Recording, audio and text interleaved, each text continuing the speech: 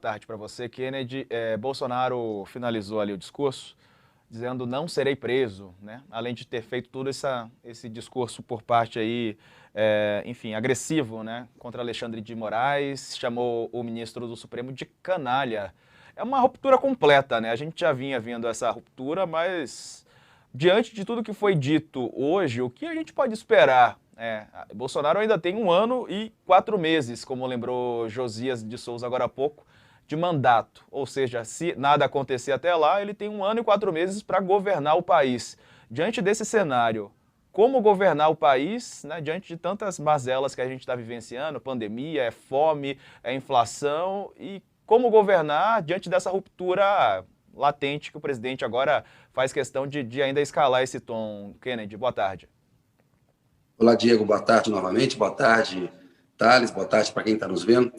Diego, a gente pode esperar um Bolsonaro numa linha de confronto, esse clima de guerra política, até as eleições do ano que vem. Ele está repetindo o roteiro do Trump, ele sabe que ele vai perder a eleição e sabe que está a caminho da prisão. O presidente hoje cometeu mais crimes de responsabilidade, crimes muito graves, né? Falou que o presidente do Supremo tinha que enquadrar os ministros sob pena de sofrer algo que ele não gostaria que fosse feito. É uma ameaça. Os atos do Bolsonaro de hoje não foram tão fortes como ele imaginava. Aqui em Brasília, diante da mobilização que ele dedicou, com empresários pagando para ônibus, caravana, ajuda de custo para as pessoas virem a Brasília, com a convocação dos pastores evangélicos, a convocação quase diária que o Bolsonaro fez ao longo do último mês, ele não reuniu em Brasília um número que ele achava que poderia emparedar as instituições. São Paulo também, tinha muita gente na Avenida Paulista, mas eu também vi muitos espaços vazios. Não se compara o ato de hoje a atos da nossa história recente. Então, isso mostrou que o Bolsonaro tem um tamanho, ele tem uma base que ele é capaz de mobilizar, mas ela não é a maioria, é uma minoria barulhenta, é uma minoria que não usa máscara nas aglomerações e é uma minoria golpista.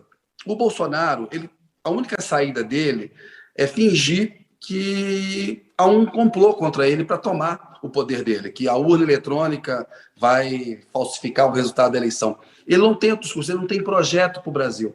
Eu acho que o impeachment, o Thales falou, pode ser que o Arthur Lira se abale, ele ainda não se manifestou. Mas se o Bolsonaro tiver 1/3 da Câmara dos Deputados, ele consegue barrar um processo de impeachment. A Dilma foi muito incompetente do ponto de vista político, porque bastava ter 1/3 ao lado dela para o impeachment não prosseguir adiante. E o Bolsonaro tem uma base conservadora. O próprio PSDB agora, a gente ouviu o governador João Dória falar, na votação do voto impresso, Diego e Thales, 14 deputados do PSDB votaram a favor do voto impresso, 5 não foram votar e o Aécio Neves se absteve. Apenas 12 foram firmes contra o voto impresso. Então, nesses partidos, ele consegue regimentar apoio para impedir que um processo de impeachment caminhe. E aí ele pode dar uma demonstração de força, dizer, estamos tentando tirar, aquele dilema que o Rodrigo Maia sofreu para não levar adiante o processo de impeachment. Acho muito complicado que prospere, vai ser muito negativo, a gente vai viver nesse clima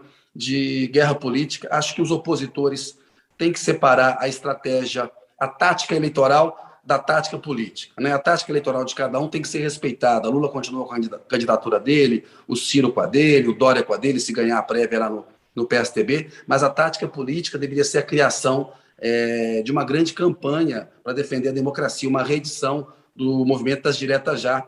No fim da ditadura, esse movimento uniu Brizola, Lula, Ulisses Guimarães, Fernando Henrique Cardoso, todos defendendo ali a volta das eleições diretas. A emenda acabou sendo rejeitada no Congresso, mas ali se enterrou de vez a ditadura. A gente está num momento em que todos os democratas, todos os opositores deveriam se unir politicamente para garantir a democracia e isolar o Bolsonaro. O Supremo tem que dar uma resposta depois do que o Bolsonaro disse hoje.